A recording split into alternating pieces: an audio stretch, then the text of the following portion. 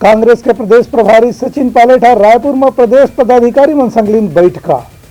Party के प्रचार प्रसार अभियान के रणनीति पर करेगी चर्चा। छत्तीसगढ़ में कांग्रेस के लोकसभा चुनाव पर प्रचार अभियान तेज करे के उद्देश्य से प्रदेश प्रभारी सचिन पायलट आज रायपुर पहुंची। प्रदेश पदाधिकारी मन संग बैठक के बाद सचिन पायलट पदाधिकारी मन से कहिन की लोकसभा चुनाव में कांग्रेस का छत्तीसगढ़ में अच्छा सफलता दिलाए के उद्देश्य से काम करना है। एक स्थिति कार्यक्रम गाँव में जाके कांग्रेस की योजना और राहुल गांधी के डहार लेकर की घोषणा के बारे में बताना चाहिए।